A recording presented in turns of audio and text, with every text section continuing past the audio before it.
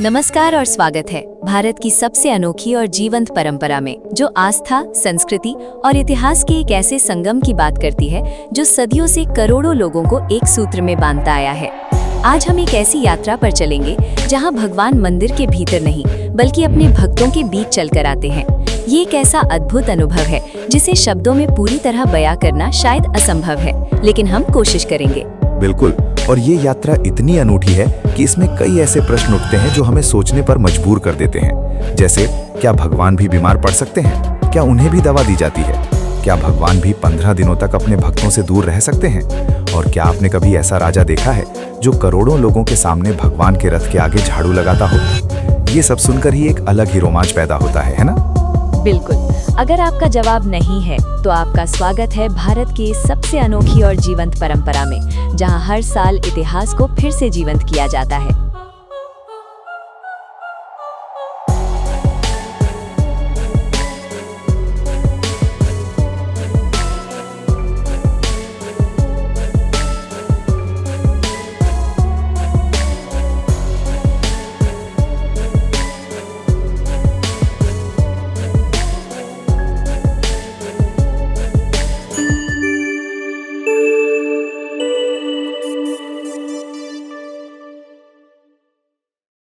देखो पट्टचित्र में साकर जगन्नाथ मेरे सामने आ पर, भैया बालभद्रा और देवी सुभद्रा, दिव्य रूप ये कितना सुंदर। नयन गोल दृष्टि अपार, करुणा की हो रही बहुचार। रात पे होके तुम सवार, आओ करने कृपा अपार। जय जगन्नाथ, जय जगन्नाथ।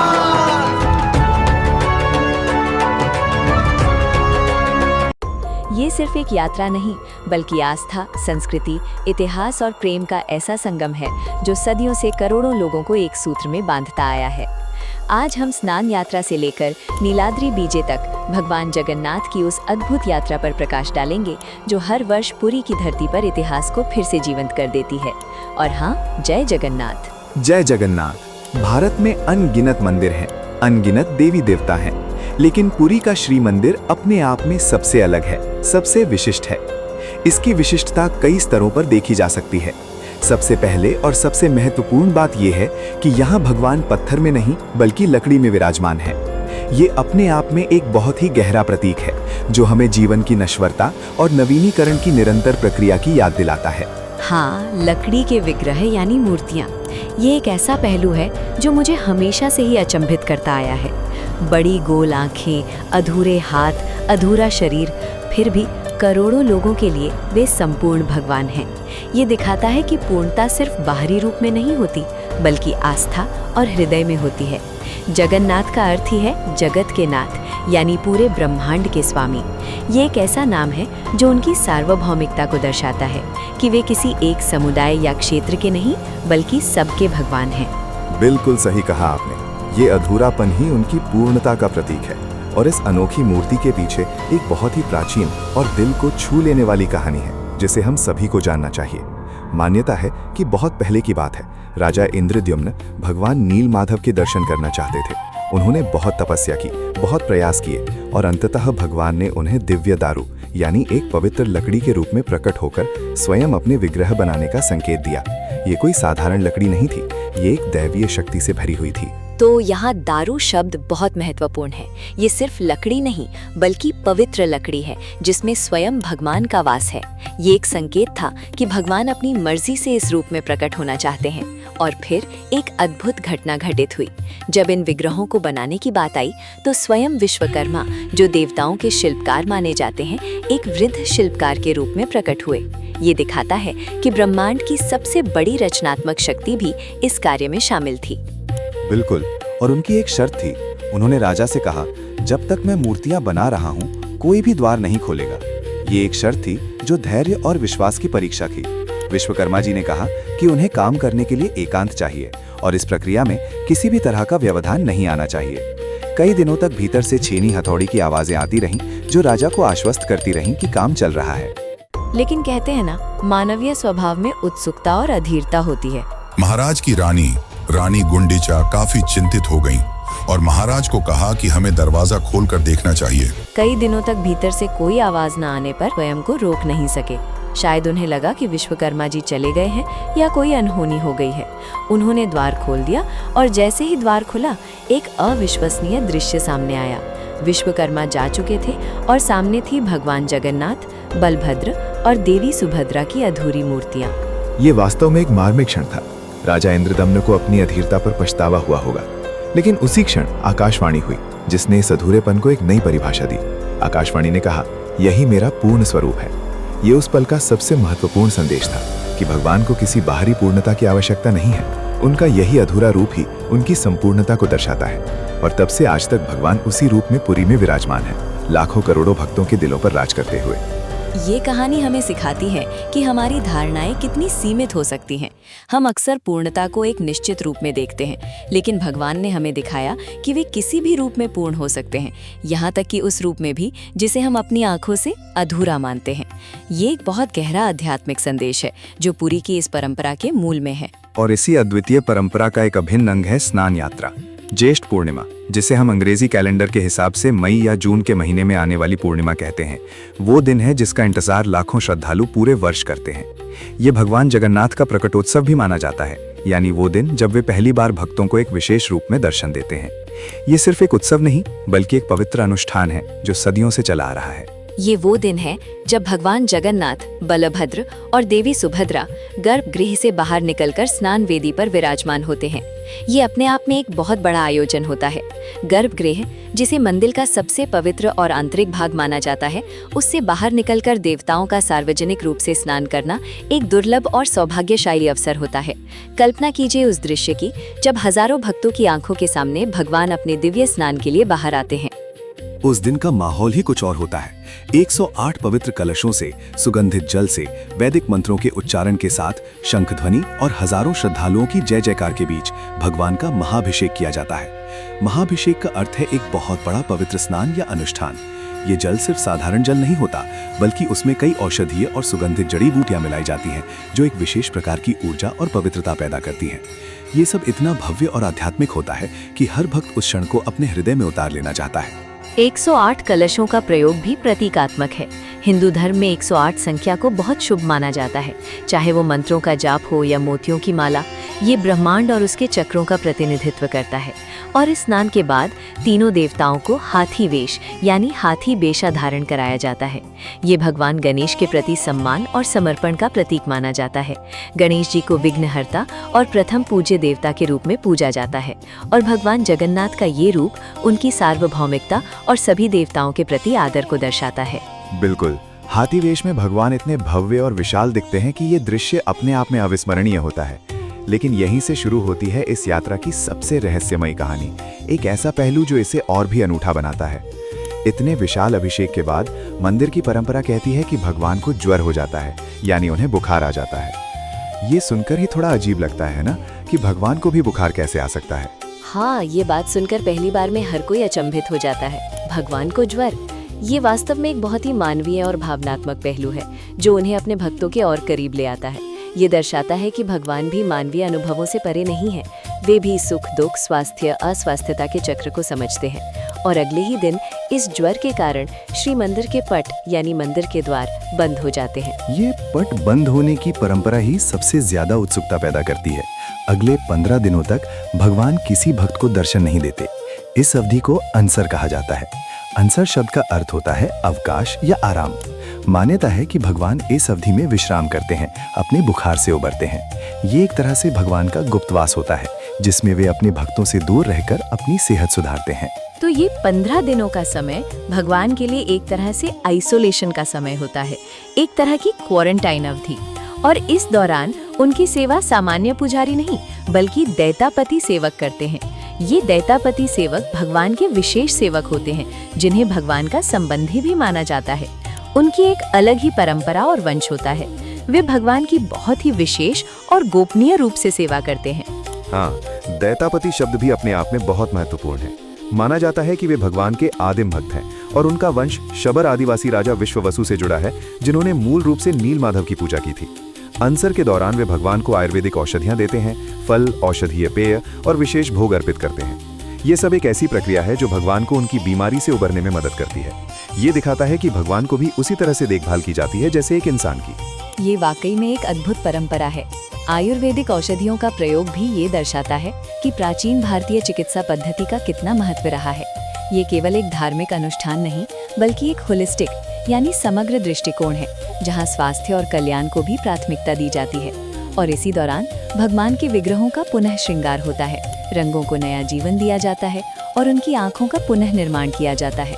ये एक तरह से मेकओवर होता है, जिससे वे नए रूप में प्रकट हो सके। ये पुनः श्रृंगार भी बहुत प्रतीकात्मक है। अनसर का समय केवल भगवान के आराम का नहीं, बल्कि उनके नवीनीकरण का भी समय होता है। उनकी आंखों को फिर से रंगा जाता है, जो भक्तों के लिए नव यौवन दर्शन का एक महत्वपूर्ण हिस्सा होता है। ये एक तरह से भगवान का कायाकल्प होता है, ताकि वे अपनी रथ यात्रा के लिए पूरी तरह से तैयार हो सके। और जब भगवान विश्राम करते हैं तो उनके भक्त क्या करते हैं? क्या वे बस इंतजार करते हैं? नहीं, ऐसा नहीं होता। जब भगवान श्री मंदिर में विश्राम करते हैं, तब उनके दर्शन के लिए भक्त पुरी से लगभग 25 किलोमीटर दूर अलारनाथ मंदिर पहुंचते हैं। मान्यता है कि अनसर के दौरान भगवान वहीं विराजमान रहते हैं। ये दिखाता है कि भक्तों की आस्था कितनी गहरी है कि वे अपने भगवान के दर्शन के लिए कहीं भी जा सकते हैं। तो 15 दिनों के इस अनसर और पुनः श्रृंगार के बाद एक बहुत ही प्रतीक्षित क्षण आता है। भगवान फिर से नए तेज, नई आभा और नई ऊर्जा के साथ प्रकट होते हैं। इसे नव यौवन दर्शन कहा जाता है। ये वो क्षण है जब पूरी दुनिया रथ यात्रा की प्रतीक्षा करने लगती है। नव यौवन दर्शन का अर्थ है नए यौवन का दर्शन, यानी भगवान एक बार फिर युवा और स्फूर्तिवान दिखते हैं, जैसे वे अपनी बीमारी से पूरी तरह ठीक हो गए हों और नई ऊर्जा से भर गए हों। ये दृश्य भक्तों के लिए किसी त्योहार से कम नहीं होता। इतने दिनों के इंतजार के बाद जब वे अपने आराध्य को एक नए चमकीले रूप में देखते हैं तो उनकी खुशी का ठिकाना नहीं रहता। ये नव यौवन दर्शन ही रथ यात्रा की शुरुआत का संकेत देता है। एक तरह से बिगुल बजाता है कि अब भगवान अपने भक्तों के बीच आने वाले हैं। और फिर आता है वो ऐतिहासिक दिन, आषाढ़ शुक्ल द्वितीया, पुरी की सबसे ऐतिहासिक सुबह। ये रथ यात्रा का मुख्य दिन होता है। इस दिन तीनों देवता भगवान जगन्नाथ, बलभद्र और देवी सुभद्रा पहांडी परंपरा के अनुसार झूमते हुए अपने अपने रथों की ओर बढ़ते हैं। पहांडी एक बहुत ही अनूठी और अद्भुत परंपरा है, जिसमें देवताओं को विशेष विधि से मंदिर से रथ तक लाया जाता है। पहांडी शब्द भी अपने आप में बहुत कुछ समेटे हुए हैं। इसमें देवता हिलते डुलते मानो नाचते हुए बाहर आते हैं। ये कोई सामान्य जुलूस नहीं होता, बल्कि एक जीवंत ऊर्जावान प्रक्रिया होती है। ढोल, मृदंग, झांझ, शंख और लाखों भक्तों के जयघोष से पूरी गूंज उठता है। ये ध्वनि इतनी शक्तिशाली होती है कि पूरे वातावरण को एक दैवीय ऊर्जा से भर देती है। भक्तों की हरि बोल और जय जगन्नाथ की गूंज हवा में घुल जाती है और हर कोई उस ऊर्जा का हिस्सा बन जाता है। ये कल्पना करना भी रोमांचक है कि कैसे हजारों लोग एक साथ उस ऊर्जा को महसूस करते हैं। ये एक कलेक्टिव यानी सामूहिक अनुभव है जो भक्तों को एक दूसरे से और भगवान से जोड़ता है। और फिर भगवान जगन्नाथ विराजमान होते हैं अपने भव्य नंदी घोष रथ पर। ये 16 विशाल पहियों वह रथ विजय और धर्म का प्रतीक माना जाता है। नंदी घोष का अर्थ है नंदी की गर्जना, जो शक्ति और विजय का प्रतीक है। नंदी घोष रथ का हर पहिया, हर हिस्सा एक कहानी कहता है। ये सिर्फ एक सवारी नहीं, बल्कि भगवान का चलता फिरता सिंहासन होता है। और भगवान बलभद्र का रथ है तालध्वज। ये 14 पहियों वाला रथ शक्ति, धैर्य और संरक्षण का प्रतीक है। बलभद्र को जगन्नाथ का बड़ा भाई और शक्ति का स्वरूप माना जाता है, इसीलिए उनका रथ इन गुणों को दर्शाता है। तालध्वज नाम भी उनके पराक्रम और दृढ़ता को दर्शाता है। और देवी सुभद्रा, जो जगन्नाथ और बलभद्र की बहन है, दर्पदलन रथ पर विराजमान होती हैं। ये 12 पहियों वाला रथ करुणा, शक्ति और मातृत्व का प्रतीक माना जाता है। दर्पदलन का अर्थ है अहंकार का नाश करने वाली, जो उनकी सौम्य लेकिन शक्तिशाली प्रकृति को दर्शाता है। ये दिखाता है कि इस यात्रा में न केवल पुरुष देवता बल्कि देवी शक्ति का भी समान रूप से सम्मान किया जाता है। ये तीनों रथ केवल वाहन नहीं, बल्कि प्रतीक हैं, जिनमें हर पहिया, हर रंग, हर चिन्ह एक विशेष अर्थ रखता है। और सबसे खास बात यह है कि हर वर्ष इन तीनों रथों का निर्माण नए सिरे से किया जाता है। ये कोई पुराना रथ नहीं होता जिसे हर साल सजा दिया जाए। विशेष चयनित लकड़ियों से सैकड़ों महाराणा शिल्पकार यानी पारंपरिक बढ़ई और मूर्तिकार कई सप्ताह तक दिन रात परिश्रम कर इन दिव्य रथों का निर्माण करते हैं। महाराणा शब्द यहाँ बहुत महत्वपूर्ण है। ये कोई साधारण कारीगर नहीं होते, बल्कि ये ऐसे विशेषज्ञ होते हैं जिनके परिवारों में ये कला पीढ़ियों से चली आ रही है। उन्हें रथों के निर्माण का गहरा ज्ञान होता है जो उन्हें उनके पूर्वजों से विरासत में मिला है। ये एक ऐसी कला है जिसमें न केवल कौशल बल्कि गहरी भक्ति और समर्पण भी होता है। ये दिखाता है कि रथ यात्रा सिर्फ एक धार्मिक आयोजन नहीं, बल्कि एक विशाल कलात्मक और सामुदायिक प्रयास भी है। ये वार्षिक नवीनीकरण का सिद्धांत भी बहुत गहरा है। ये जीवन के चक्र को दर्शाता है, जन्म, मृत्यु और पुनर्जन्म। हर साल नए रथ बनाना ये संदेश देता है कि पुरानी चीजों को छोड़ना और नए को अपनाना कितना महत्वपूर्ण है। ये प्रकृति के साथ सामंजस्य बिठाने का एक तरीका भी है। और इस पूरी प्रक्रिया का एक और अद्भुत दृश्य है जो रथ यात्रा को दुनिया भर में सबसे अनूठी बनाता है। हाँ, रथ यात्रा का सबसे अनोखा दृश्य ये एक ऐसा क्षण है जो सामाजिक समानता और विनम्रता का सबसे बड़ा उदाहरण प्रस्तुत करता है। पुरी के गजपति महाराज, जो इस क्षेत्र के राजा और सर्वोच्च अधिकारी माने जाते हैं, स्वर्ण झाड़ू लेकर भगवान के रथ के सामने मार्ग साफ करते हैं। इसे छेरा पहरा कहा जाता है। छेरा पहरा शब्द का अर्थ है साफ सफाई करना। ये परंपरा हमें सिखाती है कि भगवान के सामने राजा और सामान्य व्यक्ति में कोई अंतर नहीं होता। सबसे बड़ा भी भगवान का सेवक ही है। ये एक ऐसा दृश्य है जो सदियों से चला आ रहा है, जहाँ सत्ता और विनम्रता का एक साथ प्रदर्शन होता है। राजा का ये कार्य दिखाता है कि ईश्वर के दरबार में सभी समान हैं और सेवा ही सर्वोच्च धर्म है। ये दिखाता है कि भक्ति किसी भी पद या प्रतिष्ठा से ऊपर है। ये परंपरा वास्तव में शक्तिशाली है। ये उन सभी सामाजिक विभाजनों को तोड़ देती है जो हम आमतौर पर अपने समाज में देखते हैं। कल्पना कीजिए, एक राजा जो सोने की झाड़ू से सड़क साफ कर रहा है, और वो भी भगवान के रथ के लिए। ये दृश्य हमें याद दिलाता है कि असली शक्ति विनम्रता और सेवा में निहित है। ये सिर्फ एक रस्म नहीं, बल्कि एक जीवित शिक्षा है। और फिर तीनों रथ बड़ा डांडा मार्ग से, यानी पुरी की भव्य मुख्य सड़क से होते हुए गुंडीचा मंदिर पहुंचते हैं। बड़ा डांडा नाम ही इसकी विशालता को दर्शाता है। गुंडीचा मंदिर को भगवान की मौसी का घर भी कहा जाता है। ये एक और मानवीय पहलू है जो भगवान के साथ भक्तों के रिश्ते को और गहरा करता है। भगवान भी अपनी मौसी के घर जाते हैं जैसे कोई सामान्य बच्चा जाता है। ये मौसी का घर वाली अवधारणा बहुत प्यारी है। ये भगवान को एक बहुत ही व्यक्तिगत और पारिवारिक रूप में प्रस्तुत करती है, जिससे भक्त उनके साथ और अधिक जुड़ाव महसूस कर पाते हैं। यही भगवान कुछ दिनों तक विश्राम करते हैं। ये अवधि भी भक्तों के लिए विशेष होती है, क्योंकि यहीं लाखों श्रद्धालु आडापा दर्शन का सौभाग्य प्राप्त करते हैं। आडापा दर्शन का अर्थ है गुंडीचा मंदिर में भगवान के दर्शन। आडापा दर्शन भी अपने आप में एक अनूठा अनुभव है, क्योंकि ये भक्तों को भगवान को एक अलग वातावरण में देखने का अवसर देता है। श्री मंदिर के गर्भगृह से बाहर ये दर्शाता है कि भगवान हर जगह है और उनके दर्शन के लिए कोई एक निश्चित स्थान या विधि नहीं है। ये भक्तों को ये भी एहसास कराता है कि भगवान उनके करीब है, उनके घरों के करीब। कुछ दिनों बाद उसी उत्साह और धूमधाम के साथ भगवान फिर से श्री मंदिर की ओर प्रस्थान करते हैं। इसे बहुड़ा यात्रा कहा जाता है। बहुड़ा का अर्थ है वापसी। ये रथ यात्रा का दूसरा चरण होता है, जिसमें भगवान अपनी मूल मंदिर में लौटते हैं। ये वापसी भी उतनी ही भव्य होती है जितनी की शुरुआत। वापसी के दौरान एक और विशेष पड़ाव आता है। मौसी माँ मंदिर पर भगवान को उनका प्रिय पोड़ा पीठा अर्पित किया जाता है। पोड़ा पीठा एक पारंपरिक ओडिया मिठाई है, जिसे भगवान जगन्नाथ को बहुत पसंद माना जाता है। ये भी दिखाता है कि भगवान के साथ भक्तों का रिश्ता कितना व्यक्तिगत और प्रेमपूर्ण है, जैसे वे अपने प्रियजन को उनकी पसंदीदा चीज खिला रहे हों। ये पोड़ा पीठा का चढ़ावा भी बहुत सुंदर है। ये दर्शाता है कि छोटे छोटे प्रेम के भाव भी भगवान को कितने प्रिय होते हैं। और श्री मंदिर लौटने से पहले भगवान स्वर्ण आभूषणों से अलंकृत होते हैं। इसे सोना बेशा कहा जाता है। सोना बेशा का अर्थ है सोने का वेश या सोने के वस्त्र। ये एक बहुत ही भव्य और दिव्य दृश्य होता है। सोना बेशा भक्तों के लिए एक और अद्वितीय अवसर होता है। सूर्य की रोशनी में स्वर्णाभूषणों से सजे भगवान का दिव्य स्वरूप हर भक्त के लिए अविस्मरणीय बन जाता है। कल्पना कीजिए, भगवान पूरी तरह से सोने से सजे हुए चमक रहे हैं और हजारों लोग उनके इस रूप को देखने के लिए आतुर हैं। ये एक ऐसा अनुभव है जो जीवन भर याद रहता है। ये वास्तव में एक स्वर्गीय दृश्य होता है और इस पूरी यात्रा का अंतिम दिन होता है जब भगवान पुनः अपने सिंहासन पर विराजमान होते हैं। इस परंपरा को नीलाद्री बीजे कहा जाता है। नीलाद्री पुरी का एक प्राचीन नाम है और बीजे का अर्थ है प्रवेश। तो नीलाद्री बीजे का अर्थ हुआ नीलाद्री में प्रवेश, यानी भगवान का अपने मूल सिंहासन पर वापस लौटना। और नीलाद्री बीजे के साथ भी एक बहुत ही प्यारी और मनोरंजक कहानी जुड़ी हुई है। मान्यता है कि माता लक्ष्मी भगवान से रुष्ट हो जाती हैं, क्योंकि वे उन्हें श्री मंदिर में छोड़कर मौसी के घर चले गए थे और भगवान उन्हें प्रसन्न करने के लिए रसगुल्ला अर्पित करते हैं। ये दिखाता है कि भगवान और देवी के बीच का रिश्ता भी कितना मानवीय और प्लेफुल है। ये एक ऐसा दृश्य है जो हमें मुस्कुराने पर मजबूर कर देता है। रसगुल्ला, ये सुनकर कौन खुश नहीं होगा।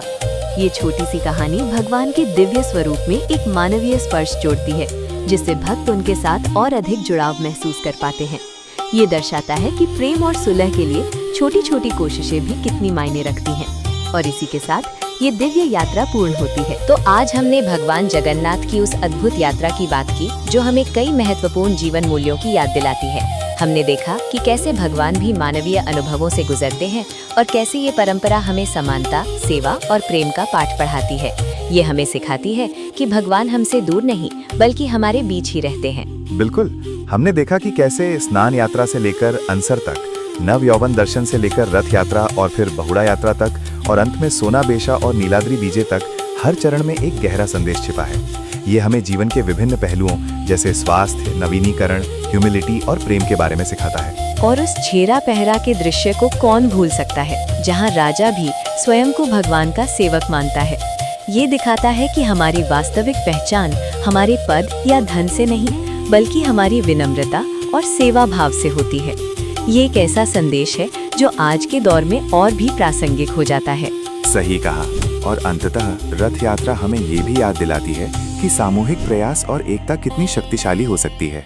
जब लाखों लोग एक साथ एक ही उद्देश्य के लिए रस्सी खींचते हैं, तो वे सिर्फ एक रथ नहीं खींचते, बल्कि वे एक समाज को एक साथ लाते हैं। ये एक ऐसा उत्सव है जो सीमाओं को मिटाकर मानवता को जोड़ता है। तो ये हमारी आज की यात्रा थी भगवान जगन्नाथ के साथ। एक ऐसी यात्रा जो सिर्फ इतिहास नहीं, बल्कि पीढ़ियों की आस्था बन चुकी है। हमें उम्मीद है कि आपको ये पॉडकास्ट पसंद आया होगा और आपने कुछ नया सीखा होगा। बिल्कुल, और जब तक ये आस्था जीवित है, तब तक भगवान जगन्नाथ केवल पुरी के श्री मंदिर में नहीं, बल्कि करोड़ों भक्तों के हृदय में विराजमान रहेंगे। जय जगन्नाथ। जय जगन्नाथ। सुनने के लिए धन्यवाद।